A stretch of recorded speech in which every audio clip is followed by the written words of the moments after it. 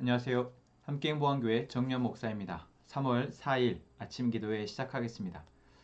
레위기 4장 1절에서 21절의 말씀입니다.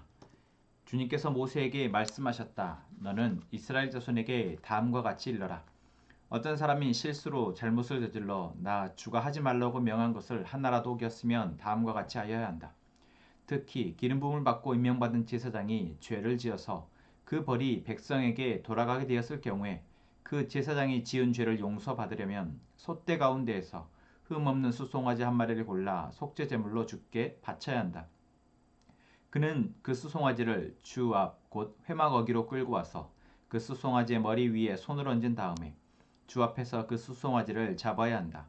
그리고 기름 부음을 받고 임명받은 제사장이 그 수송아지의 피를 얼마 받아서 그것을 회막 안으로 가지고 들어가서 제사장이 직접 손가락으로 피를 찍어 주 앞 곧 성소에 친 휘장 앞에서 7번 뿌려야 한다. 제사장은 또 그 피의 얼마를 회막 안 주 앞에 있는 분향단 뿔에 돌아가면서 두루 바르고 나머지 수송아지의 피는 모두 회막 어기에 있는 번제단 밑바닥에 쏟아야 한다. 그런 다음에 그는 속죄 제물로 바친 그 수송아지에서 기름기를 모두 떼어내어야 한다. 떼어낼 기름기는 내장 전체를 덮고 있는 기름기와 내장 각 부분에 붙어있는 모든 기름기와 두 콩팥과 거기에 덮여있는 허리깨의 기름기와 콩팥을 떼어낼 때에 함께 떼어낸 간을 덮고 있는 껍질이다. 마치 화목제물이 된 소에게서 기름기를 떼어낼 때와 같이 그렇게 떼어내어 제사장이 직접 그것들을 번제단 위에 올려놓고 불살라야 한다. 수송아지의 가죽과 모든 살코기와 그 수송아지의 머리와 다리와 내장과 똥과 그 수송아지에게서 나온 것은 모두 진 바깥 정결한 곧 재버리는 곳으로 가져가서 잿더미 위에 장작을 지피고 그 위에 올려놓고 불살라야 한다. 그 수송아지는 재버리는 곳에서 불살라야 한다. 이스라엘 온 회중이 실수로 함께 책임을 져야 할 잘못을 저지르면 그것은 비록 깨닫지 못하였을지라도 죄가 된다. 나 주가 하지 말라고 명한 모든 것을 하나라도 어겨서 벌을 받게 되면 그들이 지은 죄를 그들 스스로가 깨닫는 대로 곧바로 총회는 솥대 가운데에서 수송아지 한 마리를 골라 속죄제물로 바쳐야 한다. 수송아지를 회막 앞으로 끌고 오면 회중을 대표하는 장로들은 주 앞에서 그 수송아지의 머리 위에 손을 얹은 다음에 주 앞에서 그 수송아지를 잡아야 한다. 그리고 기름 부음을 받고 임명받은 제사장은 그 수송아지의 피를 얼마 받아서 회막 안으로 가지고 들어가서 제사장이 직접 손가락으로 그 피를 찍어 주 앞 곧 휘장 앞에서 7번 뿌려야 한다.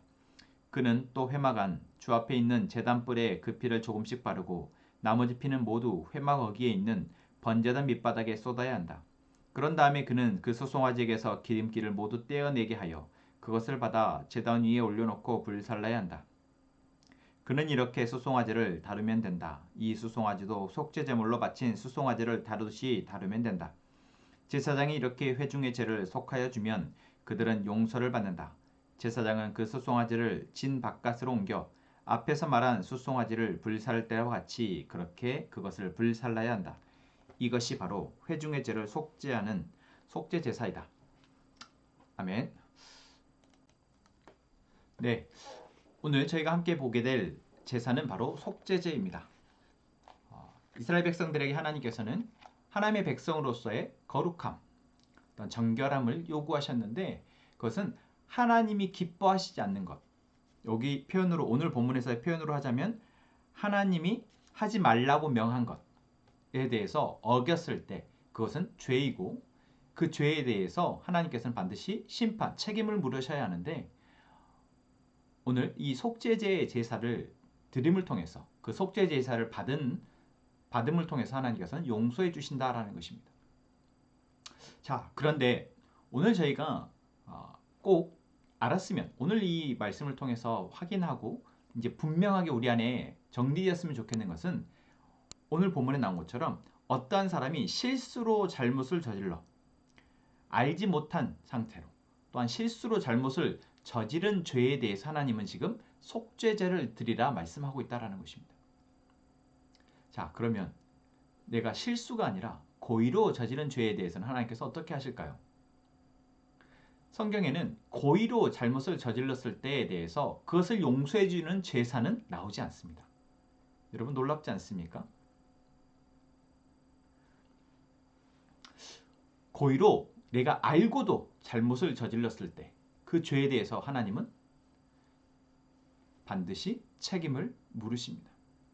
아니요. 모든 죄에 대해서는 하나님께서 책임을 물으셔야 되고 거기에 대해서는 반드시 심판하셔야 합니다. 왜요? 하나님은 원래 그렇게 죄에 대해서는 심판하시는 존재이시기 때문입니다. 그런 하나님이 이스라엘 백성들, 다시 말하면 하나님의 백성들에게 이제 모든 죄에서가 아니라 알지 못하고 또는 실수로 죄를 지었을 때는 그것을 용서해 주실 수 있도록 용서하도록 제사를 지내라는 것이죠. 반대로 알고도 고의로 죄를 지었을 경우에는 그것에 대해서 하나님은 반드시 심판하신다라는 것입니다. 물론 그 심판은 바로 죽음으로 이어지는 심판이 아니라 그 자신이 저지른 죄에 대해서 그 대가를 지불하도록 하는 것입니다. 책임을 묻도록 하는 것이죠. 여러분, 우리가 이 말씀을 통해서 많은 그리스도인들이 오해하고 있는 부분, 착각하고 있는 부분에 대해서 바로잡혔으면 좋겠습니다. 내가 하나님의 백성으로서 무엇이 죄인지를 알고 있는데 나의 상황 가운데 또는 나의 욕심이나 내가 처해 있는 이 상황 가운데에서 어쩔 수 없이 계속해서 죄를 범하게 될 때가 있습니다. 아니 어쩌면 참 많은 경우 그렇게 하고 있습니다. 그런데 그렇게 하고도 내가 이것이 분명히 죄인 줄 알고 정의롭지 못하고 정직하지 못한 것인 줄 알면서도 자꾸만 그 행위를 하게 되어질 때 우리는 교회에 나와서 하나님 제가 잘못했습니다. 용서해 주세요 라고 말한다고 해서 하나님이 그 잘못을 용서해 주시지 않는다라는 것입니다. 여러분 깜짝 놀라셨습니까? 사실 놀라야 합니다. 정말 이것이 우리의 가슴을 쳐야 하고 가슴이 철렁 내려앉게 해야 합니다.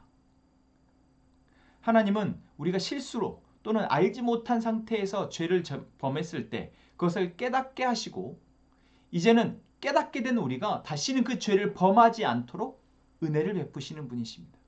그래서 하나님 우리에게 말씀해 주시고 그 말씀으로 우리와 약속하자. 너희 나와 함께 이제 이 말씀을 기준해서 이 율법을 지키면서 나의 은혜로 살아가도록 이제 나와 약속하자 말씀하신 것입니다. 그리고 그 하나님께 그 약속을 범한 우리 이제 무엇이 죄이고 무엇이 정직이고 무엇이 정의이고 무엇이 사랑인지 하나님의 말씀을 통해서 알게 된 우리는 이제 그렇지 않음 하나님의 사랑이 아닌 것에 대해서 하나님의 정의와 공의가 아닌 것에 대해서 바로 알고 그것과 싸우려 해야 한다라는 것이죠.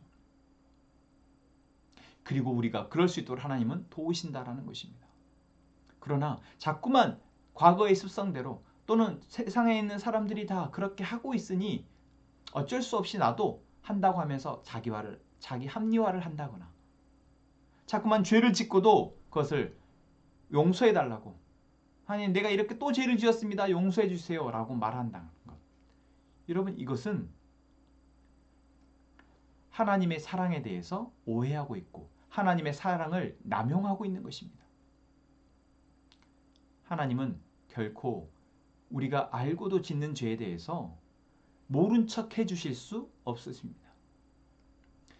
오늘 속죄제의 제사를 통해서 하나님이 죄를 속하게 되는 것은 알지 못하고 지었을 때 실수로 죄를 지었을 때 속해주는 것입니다.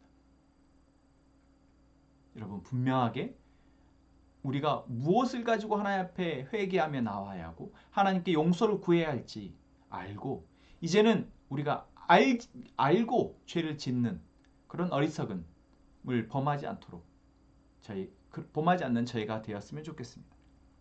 또한 우리가 오늘 이 속죄제의 규례를 통해서 알게 되는 부분은 바로 제사장과 온 회중 그리고 내일 보게 될 본문에서는 이제 또 어떤 그 그룹의 리더 족장들에 대해서 또는 일반 평민에 대해서 하나님께서 다 어떤 재물에 대해 다르게 경중을 두고 있다라는 것입니다.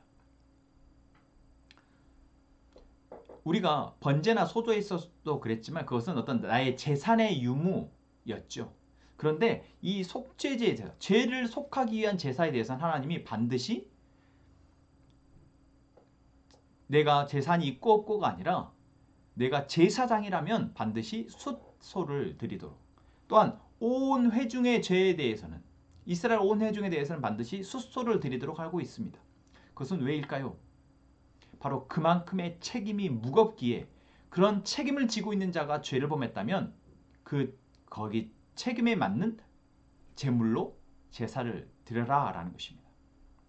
저는 오늘 이 말씀을 보면서 제사장으로는 정말, 제사장이 죄를 범한다라는 것은 온 민족을 멸망시킬 수 있는 정말 큰 죄다라는 것입니다. 실제로 아론의 두 아들이 죄를 범했을 때 하나님께서는 반드시 바로 그것을 죽음으로 그 값을 물으셨습니다. 그리고 이스라엘 백성들이 결국 하나님을 잃어버리게 되었을 때 그것은 제1차적인 책임은 바로 그들을 다스렸던, 그들을 앞에서 이끌었던 지도자들에게 있었습니다. 특히 제사장, 그리고 왕, 그들에게는 하나님이 많은 책임을 맡기셨고, 그렇기에 그들의 죄에 대해서는 엄히 다스리시고, 이 제물에 있어서도 가장 값비싼 제물로 드리도록 하시고 계시는 것입니다. 또 한 가지 저희가 봐야 할 부분은, 제사장이나 온 회중이 죄를 지었을 때 그 제물을 바칠 때 그 피를 가지고 세 단계에 걸쳐서 하나님께서 뿌리도록 하신다라는 것이죠. 첫 번째, 오늘 말씀에 6절 말씀에 나오죠. 제사장이 직접 손가락으로 피를 찍어 성소 안에 들어가서 휘장 앞에서 7번을 뿌려야 된다라고 얘기합니다. 또한 그 피를 가지고 그 성소 안에 있는 분향단 뿔에 돌아가면서 피를 바르라고 얘기하고 있습니다. 그리고 세 번째는 번제단, 이제 성소 바깥에 있는 번제단에 와서 그 밑바닥에 쏟으라라고 얘기합니다. 여러분, 피는 바로 죄를 사함받기 위한, 정결하지 못한 것이 정결해지기 위한 도구입니다. 제사장이 죄를 지었을 때 그 제사장의 죄는 자신 한 사람의 죄가 아니라 결국 하나님의 성소를 더럽게 하는 죄가 되는 것입니다. 정결한 하나님의 성소가 그 제사장의 죄로 말미암아 제사장이 그 성소를 들락날락하기 때문이죠. 그 성소가 더럽혀졌기에 제사장의 죄에 대해서는 성소 안에 그 피를 뿌림으로 인해서, 또한 번제단의 분향단의 피를 바름으로 인해서 그것을 정결하게 해야 한다는 것이죠. 그리고 또한 온 회중이 실수로 함께 책임을 져야 되는 죄를 범했을 때도, 온 회중이 죄를 범하는 것은 이스라엘 온 회중 안에는 제사장 또한 속해 있기에 그때도 성소 안에 들어가서 제사장 때와 마찬가지로 피를 뿌리고 또한 분향단에 피를 바르도록 하나님께서 하고 계십니다. 여러분, 이것은 무엇을 말하고 있습니까? 우리가 죄에 대해서 그냥 나 한 사람의 죄에 그치겠지라고 생각하지만, 나 한 사람의 죄가 아니라 바로 나와 함께 머물고 있는 가족 또는 교회 공동체 안에서 그 죄는 영향력이 확산되어진다라는 것이죠. 특히 공동체 리더를 맡고 있는 저나, 또는 가족의 리더를 맡고 있는 가장이나, 또 많은 책임을 맡고 있는 사람들은 내가 부지간에 또는 몰라서 실수를 한다고 할지라도 그 죄에 대해서는 우리가 가볍게 여겨서는 안 된다는 것입니다. 또한 우리가 함께 뭔가 잘못 알아서 또는 오해를 해서 같이 죄를 범하게 되고, 그 죄에 대해서 자꾸 알아차리지 못하고 계속해서 반복해서 하고 있다면 여러분, 그것은 너무나 심각한 문제가 됩니다. 그럴 때 우리가 무엇을 해야 합니까? 하나님께 내가 지금 무엇을 하나님이 기뻐하시지 않는 죄를 범하고 있는지 깨닫게 해달라고 기도해야 합니다. 오늘 말씀에 나온 것처럼 내가 그것을 실수로 함께 책임져야 될 잘못을 내가 깨닫지 못하였을지라도 죄가 된다 말하는데, 내가 14절 말씀이 스스로가 깨닫게 되는 대로, 깨닫는 대로 라고 말씀하시죠. 여러분, 우리가 내가 몰라서 그랬습니다 라고 말을 하는 때, 여러분, 모르는 것은 물론 우리가 책임을 물을 수는 없지만 그것을 계속 모르는 채로 죄를 범하고 모르는 채로 잘못된 길로 가는 것은 어리석은 것이며 그것은 바보입니다. 그것은 결코 내가 죄를 지을지 몰랐어요. 이것이 죄인지 몰랐어요. 라고 하는 말로 변명할 수 없는 것이죠. 왜 하나님은 우리에게 무엇이 죄인지 죄가 아닌지 알게 하시는데 자꾸만 나는 알고 싶지 않다. 나는 그냥 내가 살던 대로 살겠다라고 말하며 몰랐다라고 말할 수 있냐라는 것이죠. 여러분, 오늘 우리는 내가 하나님 앞에서 하나님의 은혜를 누리며 살아갈 수 있도록 죄가 무엇인지, 무엇이 하나님이 기뻐하시고 무엇이 하나님이 기뻐하지 않는 것인지 알 수 있도록 나의 삶 가운데 무엇이 죄고 무엇이 하나님이 기뻐하시는지 알 수 있도록 해달라고 기도해야 할 것입니다. 그리고 우리가 알지 못하고 죄를 지을 때 그것을 깨달을 수 있는 은혜를 달라고 기도하고 하나님 앞에 회개함으로 하나님, 제가 이렇게 계속해서 모른 채 죄를 짓고 있었습니다. 하나님 용서해 주십시오. 회개하고 이제는 내가 이 죄의 문제를 계속해서 반복하지 않도록 도와주십시오라고 기도할 수 있는 우리가 되기를 소망합니다. 그리고 저희가 초반에 말씀드렸던 것처럼 내가 지금 알고도 계속해서 반복하고 있는 죄가 있다면 여러분, 이건 이 죄의 결과로 우리가 책임을 져야 합니다. 어쩌면 이미 내가 범한 죄의 결과로, 과거에 내가 범했던 죄의 결과로 지금 고통을 당하고 있을 수 있습니다. 여러분, 이때 우리는 무엇을 해야 합니까? 그럼에도 불구하고 나로 하여금 하나님의 은혜 아래 살아가게 하시는 이 하나님의 은혜에 감사하며 이제는 내가 이 죄의 결과에, 이 죄의 심판에 책임을 지고 이제 하나님 앞에 다시는 이 죄가 나에게 반복되어지지 않도록 하나님 은혜를 베풀어 달라고 기도하고 나아가야 될 것입니다. 오늘 우리에게 주신 이 말씀을 생각하며 우리 함께 찬양하고 같이 기도하겠습니다.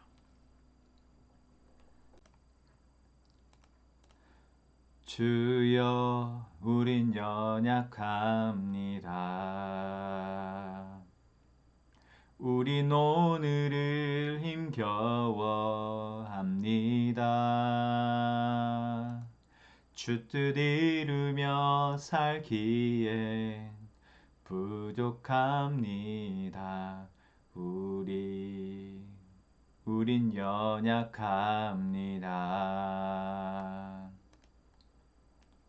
주여, 우린 넘어집니다. 우린 하루 또 실수합니다. 주의 긍휼을 구하는 죄인입니다. 우리 주만 바라봅니다. 한없는 주님의 은혜 온 세상 위에 넘칩니다. 가릴 수 없는 주 영광 온 땅 위에 충만합니다. 주님만이 길이오니 우린 그 길 따라갑니다. 그날에 우리를 이루신 주는 완전합니다. 한없는 주님의 은혜 온 세상 위에 넘칩니다.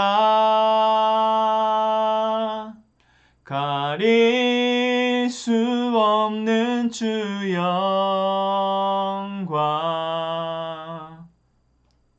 온 땅 위에 충만합니다. 주님만이 길만이 길이오니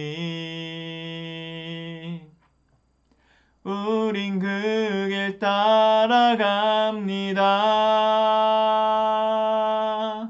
그날에 우릴 이루신 주는 완전합니다.